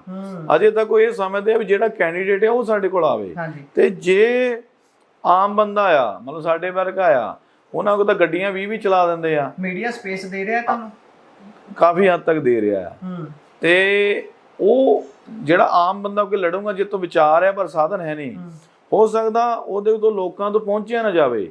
ਇਹ ਸੁਸਾਇਟੀ ਨੂੰ ਪ੍ਰੋਐਕਟਿਵ ਹੋਣਾ ਪੈਣਾ ਇਸ ਮਸਲੇ 'ਚ। ਉਹਨੂੰ ਦੇਖਣਾ ਪੈਣਾ ਵੀ ਕਿਹੜੇ ਕੈਂਡੀਡੇਟ ਖੜੇ ਆ, ਆਪ ਹੀ ਚੈੱਕ ਕਰਨੇ ਪੈਣੇ ਜਿਹੜਾ ਸਾਡੇ ਲਈ ਵਧੀਆ ਹੈ ਉਹਦੇ ਲਈ ਖੜੇ ਹੋਈਏ। ਤੇ ਇਸ ਕਰਕੇ ਮਤਲਬ ਸੁਸਾਇਟੀ ਦਾ ਵੀ ਪ੍ਰੋਐਕਟਿਵ ਹੋਣਾ ਪੈਣਾ। ਜੇ ਉਹਨਾਂ ਨੇ ਇਸ ਤਰ੍ਹਾਂ ਦੀ ਰਾਜਨੀਤੀ ਜਿਹੜੀ ਸਰਮਾਏ ਦੇ ਇਰਦ ਗਿਰਦ ਬਹੁਤ ਘੁੰਮਦੀ ਆ, ਜਿਹਦੇ ਵਿੱਚ ਲੋਕਾਂ ਦੇ ਭਲੇ ਦੇ ਲਈ ਕੋਈ ਗੱਲ ਹੈ ਨਹੀਂ, ਮਤਲਬ ਖੋਖਲੀ ਰਾਜਨੀਤੀ ਆ, ਜਿਹਨੂੰ ਰੱਦ ਕਰਨਾ ਤੇ ਚੰਗਾ ਬਦਲ ਲੱਭਣਾ ਹੀ ਪੰਜਾਬ ਲਈ ਹੱਲ ਆ। ਤੇ ਸੁਸਾਇਟੀ ਨੂੰ ਦੇਖਣਾ ਪੈਣਾ ਵੀ ਜੇ ਮੰਨ ਲਓ 20 ਕੈਂਡੀਡੇਟ ਆ, ਇਹਨਾਂ ਚੋਂ ਸਾਡੇ ਲਈ ਚੰਗਾ ਬੰਦਾ ਬਦਲ ਕਿਹੜਾ ਹੋ ਸਕਦਾ ਤੇ ਉਹਦੇ ਲਈ ਸੁਸਾਇਟੀ ਨੂੰ ਵੀ ਖੜਨਾ ਪੈਣਾ। ਆਖਰੀ ਸਵਾਲ, ਬਾਬੂ ਕਾਂਸ਼ੀ ਰਾਮ ਤੋਂ ਬਾਅਦ ਪੰਜਾਬ ਦੇ ਵਿੱਚ ਖਾਸ ਤੌਰ ਤੇ ਬਸਪਾ ਦੇ ਪੈਰ ਬਹੁਤੀ ਵਾਰ ਉਖੜਦੇ ਹੀ ਨਜ਼ਰ ਆਉਂਦੇ ਨੇ, ਕੀ ਕਾਰਨ ਮੰਨਦੇ ਹੋ ਸਭ ਤੋਂ ਵੱਡਾ ਇਸ ਦਾ? ਦੇਖੋ, ਜਦੋਂ ਸਾਹਿਬ ਕਾਂਸ਼ੀ ਰਾਮ ਜੀ ਇੱਕ ਬਹੁਤ ਵੱਡੇ ਫਿਗਰ ਸੀਗੇ, ਬਹੁਤ ਵੱਡੇ ਲੀਡਰ ਸੀਗੇ ਤੇ ਜਦੋਂ ਜਦ ਤੱਕ ਉਹ ਰਹਿੰਦੇ ਆ ਤੁਸੀਂ ਗਰੋਥ ਕਰਦੇ ਆ, ਜਦੋਂ ਚਲੇ ਜਾਂਦੇ ਆ ਕਿਤੇ ਕਿਤੇ ਗੈਪ ਵੀ ਪੈਂਦਾ ਹੈਗਾ। ਲੀਡਰਸ਼ਿਪ ਦਾ ਖਲਾ ਹੈ। ਦੇਖੋ, ਲੀਡਰਸ਼ਿਪ ਦਾ ਜਿਨ੍ਹਾਂ ਸੈਕਸ਼ਨ ਤੋਂ ਅਸੀਂ ਆਏ ਆ ਉਹ 'ਚ ਤਾਂ ਹਮੇਸ਼ਾ ਉਹਦੇ ਵਿੱਚ ਤਾਂ ਰਹਿਣਾ ਆ। ਜਿਨ੍ਹਾਂ ਨੂੰ ਇੱਧਰ ਜਿਹੜੇ ਕਦੀ ਇੱਧਰ ਇਸ ਏਰੀਏ 'ਚ ਆਏ ਨਹੀਂ ਉਹਨਾਂ ਦਾ ਸਪੀਅਰ ਨਹੀਂ ਹੈਗਾ, ਉਹਨਾਂ ਦਾ ਸਪੀਅਰ ਤਾਂ ਜ਼ਿਆਦਾਤਰ ਕੰਮ ਆ ਵੀ ਆਪਣੀ ਕਿਰਤ ਕਰਨੀ, ਜਾਂ ਫਿਰ ਉਹਨਾਂ ਨੂੰ ਵਰਤ ਲਿਆ ਜਾਂਦਾ ਹੈ ਵੱਡੀ ਕਮਿਊਨਿਟੀ ਵੱਲੋਂ। ਨਹੀਂ, ਉਹ ਵਰਤ ਹੋਣ ਦੀ ਸਥਿਤੀ ਵਿੱਚ ਤਦੇ ਹੀ ਵਰਤੇ ਜਾਂਦੇ ਆ ਬਈ ਜਦੋਂ ਉਹ ਇੰਨੇ ਪਾਵਰ ਹੈ ਨਹੀਂ, ਉਹ ਇਸ ਏਰੀਏ ਬਾਰੇ ਅੰਡਰਸਟੈਂਡਿੰਗ ਨਹੀਂ ਰੱਖਦੇ। ਮਤਲਬ ਪੋਲੀਟੀਕਲ ਕਲਾਸ ਆਪਾਂ ਸਾਰੇ ਘਰਾਂ 'ਚ ਪਿੰਡਾਂ 'ਚ ਰਹਿੰਦੇ ਹੀ ਆ ਵੀ ਜਿਹੜੀਆਂ ਕਿਰਤੀ ਜਮਾਤਾਂ ਆ ਉਹ ਜ਼ਿਆਦਾਤਰ ਆਪਣੇ ਕਿੱਤੇ ਦੀਆਂ ਗੱਲ ਕਰਦੀਆਂ, ਉਹ ਸਰਕਾਰਾਂ ਦੀਆਂ ਨੀਤੀਆਂ ਬਾਰੇ ਬਹੁਤ ਡਿਸਕਸ਼ਨ ਨਹੀਂ ਕਰਦੀਆਂ। ਜੇ ਕਿਤੇ ਆਪਾਂ ਕਰਨ ਵੀ ਲੱਗ ਪਈ ਉਹਨੇ ਕਹਿਣਾ ਲੈ ਇੱਥੇ ਵੀ ਰਾਜਨੀਤੀ ਝੜਨ ਲੱਗ ਪਿਆ। ਤੇ ਉਹ ਉਹਨਾਂ ਨੂੰ ਜਿੱਦਾਂ ਉਹਨਾਂ ਦੀ ਮਾਨਸਿਕਤਾ ਇਦਾਂ ਬਣਾਈ ਜਾਂਦੀ ਆ ਵੀ ਜੇ ਕੋਈ ਉਹਨਾਂ 'ਚ ਕੋਈ ਪਾਲਿਸੀ ਮੇਕਿੰਗ ਦੀ ਬਾਰੇ ਡਿਸਕਸ਼ਨ ਕਰਨਾ ਵੀ ਸ਼ੁਰੂ ਕਰੇ ਤੇ ਉਹਨੂੰ ਵੀ ਉਹ ਰਜਿਸਟ ਕਰਦੇ ਆ। ਤੇ ਇਸ ਕਰਕੇ ਲੀਡਰਸ਼ਿਪ ਦਾ ਕ੍ਰਾਈਸਿਸ ਹਮੇਸ਼ਾ, ਪੋਲੀਟੀਕਲ ਲੀਡਰਸ਼ਿਪ ਦਾ ਕ੍ਰਾਈਸਿਸ ਕੰਮ ਕਰਨ 'ਚ ਬਹੁਤ ਮਾਰਿਆ, ਪਰ ਇਸ ਲਾਈਨ ਦੇ ਵਿੱਚ ਉਹਨਾਂ ਦਾ ਕ੍ਰਾਈਸਿਸ ਰਿਹਾ ਤੇ ਸਾਹਿਬ ਨੇ ਕਾਫੀ ਹੱਦ ਤੱਕ ਡਿਵੈਲਪ ਕੀਤਾ। ਸਾਹਿਬ ਦੇ ਜਾਣ ਤੋਂ ਬਾਅਦ ਵੱਡੇ ਲੀਡਰ ਦੇ ਜਾਣ ਤੋਂ ਬਾਅਦ ਕੋਈ ਗੈਪ ਪੈਂਦਾ ਵੀ ਆ ਔਰ ਪਿਆ ਵੀ ਆ, ਪਰ ਜਿਹੜੀ ਹੁਣ ਸਾਹਿਬ ਦੇ ਦੌਰ ਤੋਂ ਬਾਅਦ ਅਸੀਂ ਇੱਕ ਸੈਕਿੰਡ ਦੌਰ ਦੀ ਲੀਡਰਸ਼ਿਪ ਆ, ਅਸੀਂ ਉਹਨੂੰ ਕਾਫੀ ਹੱਦ ਤੱਕ ਘੱਟ ਕੀਤਾ ਔਰ ਨਵੀਂ ਅਸੀਂ ਲੀਡਰਸ਼ਿਪ ਡਿਵੈਲਪ ਕਰ ਰਹੇ ਹਾਂ। ਔਰ ਇਸ ਸਾਡੇ ਕੰਮ ਦਾ ਸਿੱਟਾ ਹੀ ਸੀ ਵੀ ਅਸੀਂ 2019 ਦੇ ਵਿੱਚ ਮੁੜ ਇੱਕ ਲੰਬੇ ਸਮੇਂ ਤੋਂ ਬਾਅਦ 2,05,000 ਵੋਟਾਂ ਲੈ ਕੇ ਐਸਟੈਬਲਿਸ਼ ਕੀਤਾ ਤੇ ਆਪਣੇ ਆਪ ਨੂੰ, ਤੇ ਹੁਣ ਦੁਬਾਰਾ ਅਸੀਂ ਉਸ ਲਾਈਨ ਤੇ ਹੋਰ ਅੱਗੇ ਵਧ ਰਹੇ ਹਾਂ। ਉਸ ਸਮੇਂ ਚਲੋ ਅਲਾਈਅੰਸ ਵੀ ਸੀ ਤੁਹਾਡੇ ਨਾਲ, ਤੇ ਉਸ ਤੋਂ ਬਾਅਦ ਜੇ ਅੱਜ ਗੱਲ ਕਰੀ ਜਾਵੇ ਜਿੰਨੇ ਧਿਰਾਂ ਦਾ ਇਸ ਵਾਰ ਮੁਕਾਬਲਾ ਹੈ, ਇਸ ਵਾਰ ਇਹ ਵੀ ਹੋ ਸਕਦਾ ਕਿ 2,05,000 ਵੋਟ ਵਾਲਾ ਕੈਂਡੀਡੇਟ ਹੀ ਨਿਰਣਾਇਕ ਸਾਬਤ ਹੋ ਜਾਵੇ ਜਿਸ ਤਰੀਕੇ ਦੀ ਸਥਿਤੀ ਹੈ। ਪਰ ਉਸ ਦੇ ਲਈ ਤੁਹਾਨੂੰ ਬਹੁਤ ਬੈਸਟ ਲੱਕ ਕਹਿੰਦੇ ਆ ਅਸੀਂ, ਗੁੱਡ ਲੱਕ ਕਹਿੰਦੇ ਆ, ਦੇਖਦੇ ਆ ਬਣਦਾ ਕੀ। ਆਖਰੀ ਦੇ ਵਿੱਚ ਮੈਂ ਇਕੱਲੇ ਕੈਂਡੀਡੇਟ ਜਿਹੜੇ ਤੁਹਾਡੇ ਵਿਰੋਧ 'ਚ ਇੱਥੋਂ ਖੜੇ ਨੇ ਨਾਮ ਲਊਂਗਾ, ਤੁਸੀਂ ਤੁਹਾਡੇ ਦਿਮਾਗ 'ਚ ਪਹਿਲਾ ਵਿਚਾਰ ਕੀ ਆਉਂਦਾ ਉਹਨਾਂ ਬਾਰੇ ਤੁਸੀਂ ਸਾਂਝਾ ਕਰ ਸਕਦੇ ਹੋ। ਚਰਨਜੀਤ ਸਿੰਘ ਚੰਨੀ। ਦੇਖੋ, ਇਹ ਸਾਰੇ ਹੀ ਆਪਣੇ ਇੰਟਰਸਟ ਲਈ ਆਏ ਆ। ਦੇਖੋ, ਪਹਿਲੀ ਗੱਲ ਤੇ ਇਹ ਆ ਵੀ ਉਹ ਰੋਪੜ ਤੋਂ ਆਏ ਆ, ਉਹ 22 ਚ ਵੀ ਆਏ ਸੀਗੇ ਜਦੋਂ ਮੈਂ ਇਲੈਕਸ਼ਨ ਲੜ ਰਿਹਾ ਸੀ, ਕਿਉਂਕਿ ਕਾਂਗਰਸ ਨੂੰ ਫਿਕਰ ਸੀਗਾ ਵੀ ਬਸਪਾ ਨਹੀਂ ਜਿੱਤਣੀ ਚਾਹੀਦੀ ਕਿਉਂਕਿ ਇਹਨਾਂ ਦਾ ਬੇਸ ਤਾਂ ਅਸੀਂ ਸਾਂਭ ਕੇ ਬੈਠੇ ਆ। ਤੇ ਉਹਨੇ 22 ਚ ਆਪਣੇ ਨਾਂ ਤੇ ਵੋਟਾਂ ਮੰਗੀਆਂ ਸੀ, ਉਹਨਾਂ ਨੂੰ ਲੱਗਦਾ ਸੀ ਵੀ ਜਿਹੜਾ ਸਾਡਾ ਕੈਂਡੀਡੇਟ ਹੈ ਉਹਨੇ ਹਾਰ ਜਾਣਾ ਤੇ ਵੀ ਇੱਥੇ ਵੋਟ ਆਪਣੀ ਰੋਕਣ ਦੀ ਲੋੜ ਆ। ਉਹਨੇ 22 ਵਿੱਚ ਕਰਤਾਰਪੁਰ ਚ ਕਿਹਾ ਵੀ ਮੇਰੇ ਨਾਂ ਤੇ ਵੋਟਾਂ ਪਾਓ, ਤੁਹਾਨੂੰ ਕੋਈ ਕੰਮ ਪੈਂਦਾ ਤੇ ਮੈਂ ਕਰੂੰਗਾ। ਤੇ ਜਿੱਦਾਂ ਹੀ ਵੋਟਾਂ ਖਤਮ ਹੋਈਆਂ ਵਾਪਸ ਰੋਪੜ ਚਲ ਗਏ, ਫਿਰ ਅਮਰੀਕਾ ਚਲ ਗਏ 6 ਮਹੀਨੇ ਲਈ, ਆਏ ਹੀ ਨਹੀਂ। ਜਦੋਂ ਦੁਬਾਰਾ ਉਹਨੂੰ ਲੱਗਦਾ ਉਹਨਾਂ ਨੂੰ ਲੱਗਾ ਵੀ ਮੈਨੂੰ ਟਿਕਟ ਮਿਲ ਸਕਦੀ ਆ, ਫਿਰ ਉਹਨੇ ਜਲੰਧਰ ਆਉਣਾ ਸ਼ੁਰੂ ਕੀਤਾ। ਤੇ ਇਸ ਕਰਕੇ ਉਹਨਾਂ ਦੇ ਆ ਵੀ ਅੱਜ ਤੱਕ ਮੈਂ ਕੋਈ ਇੱਦਾਂ ਨਹੀਂ ਦੇਖਿਆ ਵੀ ਕੋਈ ਬੰਦਾ ਇਲੈਕਸ਼ਨ ਲੜਨਾ ਆਇਆ ਹੋਵੇ ਤੇ ਫੈਮਿਲੀ ਹੀ ਉੱਥੇ ਸ਼ਿਫਟ ਕਰ ਗਿਆ ਹੋਵੇ। ਜੀ ਮੈਂ ਅੱਜ ਤੱਕ ਇਦਾਂ ਦਾ ਦੇਖਿਆ ਨਹੀਂ। ਹਾਂਜੀ ਤੇ ਚਰਨਜੀਤ ਸਿੰਘ ਚੰਨੀ ਉਹਨਾਂ ਦੇ ਕੇਸ ਵਿੱਚ ਵੀ ਇਦਾਂ ਨਹੀਂ ਹੋਣਾ, ਕਿਉਂਕਿ ਇੱਥੇ ਕਿਰਾਏ ਤੇ ਰਹਿ ਰਹੇ ਆ। ਤੇ ਇਸ ਕਰਕੇ ਜਿਹੜਾ ਬੰਦਾ ਇੱਥੇ ਰਹਿਣਾ ਨਹੀਂ ਚਾਹੁੰਦਾ ਉਹ ਲੋਕਾਂ ਨੂੰ ਰਿਪਰੈਜ਼ੈਂਟ ਕਿੱਦਾਂ ਕਰ ਸਕਦਾ ਹੈ। ਤੇ ਇਸ ਕਰਕੇ ਮੈਨੂੰ ਤਾਂ ਇਦਾਂ ਲੱਗਦਾ ਜੇ ਉਹਨਾਂ ਨੂੰ ਜਿਹੜੇ ਵੀ ਵੋਟ ਪਾਉਂਦੇ ਆ, ਜਦ ਉਹਨਾਂ ਨੂੰ ਉਹ ਬੰਦਾ ਹੀ ਨਹੀਂ ਲੱਭਣਾ, ਜਦ ਬੰਦਾ ਹੀ ਗਾਇਬ ਰਹਿਣਾ ਕੌਂਸਟੀਟੂਐਂਸੀ, ਤਾਂ ਉਹਦੇ ਰਿਫਾਰਮ ਲਈ ਕਿੱਦਾਂ ਕੰਮ ਕਰ ਸਕਦਾ, ਉਹਨਾਂ ਲੋਕਾਂ ਦੀ ਸਹੀ ਨੁਮਾਇੰਦਗੀ ਕਿੱਦਾਂ ਕਰ ਸਕਦਾ। ਕਹਿਣ ਦਾ ਮਤਲਬ ਕਹਿ ਸਕਦੇ ਆ ਵੀ ਇੱਥੋਂ ਉੱਠ ਕੇ ਲੋਕਾਂ ਨੂੰ ਉੱਥੇ ਜਾਣਾ ਪਊਗਾ ਆਪਣਾ ਦਰਦ ਦੱਸਣ ਲਈ। ਲੱਭਣਾ ਹੀ ਨਹੀਂ, ਬੰਦਾ ਹੀ ਨਹੀਂ ਲੱਭਣਾ। ਉੱਥੇ ਗਏ ਆ ਵੀ ਪਤਾ ਨਹੀਂ ਅੱਗੇ ਹੋਵੇ 120 ਕਿਲੋਮੀਟਰ ਹੋਰ ਅੱਗੇ ਬੰਦਾ ਲੱਭਿਆ ਹੋਵੇ। ਚਲੋ ਠੀਕ ਹੈ, ਤੇ ਉਹ ਪਰਪਸ ਹੀ ਫੇਲ ਹੋ ਜਾਣਾ ਆ ਜਿਸ ਲਈ ਵੋਟਾਂ ਪਵਾਈਆਂ। ਆਮ ਆਦਮੀ ਪਾਰਟੀ ਪਵਨ ਕੁਮਾਰ ਟੀ ਨੂੰ ਦੇਖੋ ਮੈਂ ਤੇ ਇਹੀ ਕਹੂੰਗਾ ਵੀ ਚਲੋ ਅਲਾਈਅੰਸ ਵਿੱਚ ਵੀ ਸਾਡੇ ਨਾਲ ਰਹੇ ਆ ਬਈ, ਆਪਾਂ ਮਤਲਬ ਜਦੋਂ ਇੱਕ ਆਪਾਂ ਲਾਈਨ ਤੇ ਖੜੇ ਹੀ ਨਹੀਂ ਰਹੇ, ਹੁਣ ਕੀ ਗਾਰੰਟੀ ਹੈ ਵੀ ਉੱਥੇ ਖੜੇ ਰਹੋਗੇ। ਸਿਧਾਂਤ ਛੱਡੇ ਨੇ ਕਹਿ ਸਕਦੇ ਆ, ਸਿਧਾਂਤ ਛੱਡੇ ਨੇ ਕਹਿ ਸਕਦੇ ਆ ਕਿ ਆਪਣੀ ਪਾਰਟੀ ਜਿਹੜੀ ਵਿਚਾਰਧਾਰਾ ਨਾਲ ਤੁਸੀਂ ਸਹਿਮਤ ਸੀ ਉਸ ਨੂੰ ਬਦਲ ਕੇ ਤੁਸੀਂ ਹੋਰ ਵਿਚਾਰਧਾਰਾ 'ਚ ਗਏ ਹੋ। ਮਤਲਬ ਮੈਂ ਤੇ ਇਹੀ ਕਹੂੰਗਾ ਵੀ ਜਦੋਂ ਆਪਣੀ ਕੋਈ ਪੋਜੀਸ਼ਨ ਵਾਲੀ ਮੈਰਿਟ ਹੀ ਨਹੀਂ ਰਹੀ, ਮਤਲਬ ਇੱਕ ਮੈਰਿਟ ਹੀ ਨਹੀਂ ਰਹੀ ਕਿਤੇ ਖੜਨ ਦੀ, ਤੇ ਲੋਕਾਂ ਨੇ ਕਿੱਦਾਂ ਤੁਹਾਡੇ ਤੇ ਟਰਸਟ ਕਰਨਾ ਆ। ਇਹਦੀ ਕੀ ਗਾਰੰਟੀ ਆ ਵੀ ਜਿੱਥੇ ਤੁਸੀਂ ਅੱਜ ਖੜੇ ਆ ਫਿਰ ਫਿਊਚਰ ਵਿੱਚ ਵੀ ਇੱਥੇ ਖੜੇ ਰਹੋ। ਸੁਸ਼ੀਲ ਰਿੰਕੂ, ਦੇਖੋ ਸੁਸ਼ੀਲ ਰਿੰਕੂ ਦੀ ਇਹ ਆ ਵੀ ਉਹਨਾਂ ਦਾ ਵੀ ਸੇਮ ਹੀ ਆ, ਮਤਲਬ ਕਾਂਗਰਸ ਤੋਂ ਖੜੇ ਹੋਏ, ਫਿਰ ਆਪ ਤੋਂ ਐਮਪੀ ਬਣਾਇਆ, ਫਿਰ ਉਹਨਾਂ ਟਿਕਟ ਵੀ ਦਿੱਤੀ, ਫਿਰ ਉਹਨੂੰ ਵੀ ਛੱਡ ਕੇ ਹੁਣ ਬੀਜੇਪੀ 'ਚ ਆ ਗਏ, ਦਲ ਬਦਲੀ। ਉਹਨਾਂ ਦੀ ਵੀ ਕੀ ਗਾਰੰਟੀ ਆ ਵੀ ਫਿਰ ਹੁਣ ਉਹਨੂੰ ਹੀ ਔਨ ਕਰਨਗੇ। ਹੁਣ ਸ਼੍ਰੋਮਣੀ ਅਕਾਲੀ ਦਲ ਤੋਂ ਮਹਿੰਦਰ ਸਿੰਘ ਕੇਪੀ, ਦੇਖੋ ਉਹ ਵੀ ਸੇਮ ਸਥਿਤੀ ਆ। ਮੰਨ ਲਓ ਕਾਂਗਰਸ ਲਈ ਵੋਟਾਂ ਮੰਗਦੇ ਰਹੇ ਆ। ਮਿਲਾ ਕੇ ਇੱਥੇ ਆਈਏ ਵੀ ਇੱਕ ਪਾਸੇ ਦਲ ਬਦਲੂ ਨੇ, ਇੱਕ ਪਾਸੇ ਉਹ ਵਿਅਕਤੀ ਜਿਹੜਾ ਸ਼ੁਰੂ ਤੋਂ ਇੱਕੋ ਪਾਰਟੀ ਕਾਂਗਰਸ ਲਈ ਵੋਟਾਂ ਮੰਗਦੇ ਰਹੇ ਆ, ਅਕਾਲੀ ਦਲ ਉਹਦੇ ਵਿਰੋਧ 'ਚ ਰਿਹਾ। ਹੁਣ ਉਸ ਬੰਦੇ ਤੋਂ ਉਹਨਾਂ ਨੂੰ ਆਪਣੀ ਗੱਲ ਕਰਾਉਣੀ। ਤੁਹਾਨੂੰ ਇਸ ਚੀਜ਼ ਦਾ ਐਡਵਾਂਟੇਜ ਮਿਲ ਰਿਹਾ ਹੈ ਕਿ ਤੁਸੀਂ ਲੋਕਲ ਹੋ ਤੇ ਇੱਕੋ ਪਾਰਟੀ ਦੇ ਨਾਲ ਹੀ ਜੁੜੇ ਹੋਏ ਹੋ, ਤੇ ਬਾਕੀ ਸਾਰੇ ਜਿਹੜੇ ਨੇ ਉਹ ਕਿਸੇ ਨਾ ਕਿਸੇ ਪਾਰਟੀ ਤੋਂ ਆਏ ਨੇ ਜਾਂ ਫਿਰ ਬਹੁਤ ਦੂਰੋਂ ਆਏ ਨੇ। ਨਹੀਂ, ਚਰਨਜੀਤ ਚੰਨੀ ਹੁਣੀ ਵੀ ਲੋਕਾਂ ਦੇ ਅਸਲ ਨੌਲੇਜ 'ਚ ਹੈ ਨਹੀਂ। ਉਹਨਾਂ ਨੇ ਵੀ 3 ਪਾਰਟੀਆਂ ਬਦਲੀਆਂ। ਉਹ ਪਹਿਲਾਂ ਇੰਡੀਪੈਂਡੈਂਟ ਸੀ, ਫਿਰ ਅਕਾਲੀ ਦਲ 'ਚ ਆਏ, ਫਿਰ ਪੀਪੀ ਦਾ ਵੀ ਰੌਲਾ ਪੈਂਦਾ, ਫਿਰ ਕਾਂਗਰਸ 'ਚ ਆਏ। ਦੇਖੋ ਇਸ ਚੀਜ਼ ਦਾ ਇੱਕ ਲੋਕ ਕੰਸੀਡਰ ਤਾਂ ਕਰਦੇ ਆ। ਮਸਲਾ ਪਾਰਟੀ ਬਦਲਣ ਦਾ ਨਹੀਂ ਹੈਗਾ, ਹਰੇਕ ਕੋਲ ਆਪਸ਼ਨ ਹੁੰਦੀਆਂ, ਪਰ ਸਾਨੂੰ ਇਹ ਸੀਗਾ ਵੀ ਜਿਸ ਵਿਸ਼ਵਾਸ ਤੇ ਅਸੀਂ ਵੋਟ ਲਈ ਅਸੀਂ ਉੱਥੇ ਖੜੇ ਰਹਿਣਾ। ਇਸ ਕਰਕੇ ਲੋਕ ਇਸ ਗੱਲ ਨੂੰ ਕੰਸੀਡਰ ਕਰਦੇ। ਇੰਡੀਆ ਜਾਂ ਐਨਡੀਏ ਗੱਠਜੋੜ ਇਹ ਸਾਡੀ ਆਪਸ਼ਨ ਨਹੀਂ ਹੈਗੀ, ਇਹ ਉਹਨਾਂ ਨੇ ਪਰਸੈਪਸ਼ਨ ਬਣਾਈ ਆ। ਇਹ ਉਹਨਾਂ ਦੇ ਮੀਡੀਆ ਪ੍ਰੋਪੇਗੈਂਡਾ, ਉਹ ਹਰ ਇਲੈਕਸ਼ਨ 'ਚ ਬਣਾਉਂਦੇ ਆ ਬਈ ਆਹ 2 ਪਾਰਟੀਆਂ ਇਹਨਾਂ 'ਚ ਚੂਜ਼ ਕਰ ਲਓ। ਜਿਹੜਾ ਉਹਨਾਂ ਦਾ ਪ੍ਰਚਾਰ ਤੰਤਰ ਆ, ਉਹਨਾਂ ਦਾ ਮੀਡੀਆ ਆ ਵੀ ਮਾਸਸ ਨੂੰ ਆਪਸ਼ਨ 2 ਹੀ ਦਿੰਦਾ ਵੀ ਜਿਹੜੀ ਰੂਲਿੰਗ ਧਿਰ ਤੇ ਉਹਦੇ ਬਦਲ ਵਿੱਚ ਕੱਲੀ ਆਹ ਆ। ਅਸੀਂ ਉਹਨਾਂ ਦੇ ਇਸ ਫਰੇਮ ਨੂੰ ਪੂਰੀ ਤਰ੍ਹਾਂ ਰੱਦ ਕਰਦੇ ਹਾਂ ਵੀ ਬੀਜੇਪੀ ਜੇ ਸੈਂਟਰ 'ਚ ਆ ਤੇ ਉਹਦੇ ਮੁਕਾਬਲੇ ਬਸਪਾ ਵੀ ਹੋ ਸਕਦੀ ਹੈ। ਜੀ, ਸੋ ਤੁਸੀਂ ਅੰਤ ਦੇ ਵਿੱਚ ਸਾਡੇ ਦਰਸ਼ਕਾਂ ਨੂੰ ਕੀ ਸੁਨੇਹਾ ਦੇਣਾ ਚਾਹੋਗੇ, ਉਸ ਤੋਂ ਬਾਅਦ ਆਪਾਂ ਅਲਵਿਦਾ ਚਾਹਾਂਗੇ। ਦੇਖੋ ਮੈਂ ਤੇ ਇਹੀ ਆ ਵੀ ਪੰਜਾਬ ਬਦਲ ਲੱਭਦਾ ਪਿਆ। ਪੰਜਾਬ ਨੇ ਲਗਾਤਾਰ 14 'ਚ ਵੀ ਬਦਲ ਲੱਭਿਆ, 17 'ਚ ਵੀ ਬਦਲ ਲੱਭਿਆ, 22 'ਚੋਂ ਬਦਲ ਲੱਭਣ 'ਚ ਕਾਮਯਾਬ ਤਾਂ ਹੋ ਗਏ, ਪਰ ਉਹ ਪੰਜਾਬ ਦੇ ਬਹੁਤੀ ਮੈਰਿਟ ਦਾ ਨਹੀਂ ਸੀਗਾ। ਤੇ ਅਸੀਂ ਵੀ ਇੱਕ ਬਦਲ ਦੇ ਰੂਪ ਵਿੱਚ ਕੰਮ ਕੀਤਾ ਇਹਨਾਂ ਸਥਾਪਿਤ ਪਾਰਟੀਆਂ ਵਿੱਚ ਪਿਛਲੇ 12 ਸਾਲਾਂ ਤੋਂ, ਔਰ ਇਮਾਨਦਾਰੀ ਨਾਲ ਕੀਤਾ। ਇਸ ਕਰਕੇ ਨਹੀਂ ਕੀਤਾ ਵੀ ਅਸੀਂ ਕੋਈ ਐਮਐਲਏ ਐਮਪੀ ਬਣਨਾ। ਜਦੋਂ ਮੈਂ ਨੌਕਰੀ ਛੱਡੀ ਸੀ ਉਦੋਂ ਕੋਈ ਇਲੈਕਸ਼ਨ ਨਹੀਂ ਸੀਗੇ। ਤੇ ਅਸੀਂ ਚਾਹੁੰਦੇ ਹਾਂ ਵੀ ਅਸੀਂ ਆਪਣੇ ਪੰਜਾਬ ਦੇ ਮੁੱਦੇ, ਕਿਉਂਕਿ ਉਹਨਾਂ ਦਾ ਜਿਹੜਾ ਸੰਕਟ ਆ ਸਾਡਾ ਨਿੱਜੀ ਸੰਕਟ ਆ, ਸਾਡੇ ਪਰਿਵਾਰਾਂ ਦਾ ਸੰਕਟ ਆ, ਅਸੀਂ ਉਹ ਹੱਲ ਕਰਨ ਲਈ ਨਿਕਲੇ ਆ ਇਹਨਾਂ ਪਾਰਟੀਆਂ ਦੇ ਸਥਾਪਿਤ ਰਾਜਨੀਤੀ ਦੇ ਬਦਲ ਦੇ ਰੂਪ ਵਿੱਚ, ਕਿਉਂਕਿ ਉਹ ਖੋਖਲੀ ਸਾਬਤ ਹੋਈ ਆ।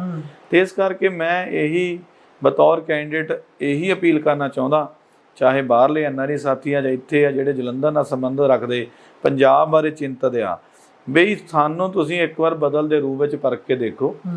ਅਸੀਂ ਇਮਾਨਦਾਰੀ ਨਾਲ ਕਹਿੰਦੇ ਆ, ਤੁਹਾਨੂੰ ਕਦੀ ਸ਼ਿਕਾਇਤ ਦਾ ਜਿਹੜਾ ਮੌਕਾ ਨਹੀਂ ਮਿਲੂਗਾ। ਜੀ ਬਹੁਤ ਬਹੁਤ ਧੰਨਵਾਦ ਸਮਾਂ ਦੇਣ ਲਈ। ਸੋ ਇਹ ਸਨ ਸਾਡੇ ਨਾਲ ਬਸਪਾ ਤੋਂ ਜਲੰਧਰ ਦੇ ਉਮੀਦਵਾਰ ਐਡਵੋਕੇਟ ਬਲਵਿੰਦਰ ਕੁਮਾਰ, ਜਿਨ੍ਹਾਂ ਨੇ ਸਾਡੇ ਨਾਲ ਗੱਲਬਾਤ ਕੀਤੀ ਹੈ। ਤੁਸੀਂ ਉਹਨਾਂ ਦੇ ਵਿਚਾਰ ਸੁਣੇ ਨੇ। ਤੁਹਾਨੂੰ ਜੇਕਰ ਉਹਨਾਂ ਦੇ ਵਿਚਾਰ ਚੰਗੇ ਲੱਗੇ ਨੇ ਜਾਂ ਤੁਹਾਡੇ ਇਸ ਦੇ ਬਾਰੇ ਕੀ ਰਾਏ ਹੈ, ਤੁਸੀਂ ਸਾਰੇ ਵਿਚਾਰ ਰਾਏ ਟਿੱਪਣੀਆਂ ਸਾਨੂੰ ਸੋਸ਼ਲ ਮੀਡੀਆ ਦੇ ਜ਼ਰੀਏ ਕਮੈਂਟ ਬਾਕਸ ਦੇ ਵਿੱਚ ਕਮੈਂਟ ਕਰਕੇ ਸਾਡੇ ਨਾਲ ਸਾਂਝੇ ਕਰ ਸਕਦੇ ਹੋ। ਤੇ ਉਮੀਦ ਕਰਦੇ ਹਾਂ ਜੇਕਰ ਬਲਵਿੰਦਰ ਕੁਮਾਰ ਨੂੰ ਇੱਥੋਂ ਜਲੰਧਰ ਤੋਂ ਲੋਕ ਫਤਵਾ ਦਿੰਦੇ ਨੇ ਤਾਂ ਉਹ ਹਰ ਵਰਗ ਦੀ ਗੱਲ ਉੱਥੇ ਕਰਨਗੇ। ਬੇਸ਼ੱਕ ਉਹ ਦਿਹਾੜੀਦਾਰ ਮਜ਼ਦੂਰ ਹੋਵੇ, ਬੇਸ਼ੱਕ ਉਹ ਕਿਸਾਨ ਹੋਵੇ, ਤੇ ਬੇਸ਼ੱਕ ਉਹ ਜਲੰਧਰ ਦਾ ਇੰਡਸਟਰੀਅਲਿਸਟ ਹੋਵੇ। ਇਸੇ ਆਸ ਦੇ ਨਾਲ ਅਲਵਿਦਾ ਚਾਹਾਂਗੇ। ਤੁਸੀਂ ਜੁੜੇ ਰਹੋ ਪੰਜਾਬੀ ਰੇਡੀਓ ਤੇ ਪੰਜਾਬੀ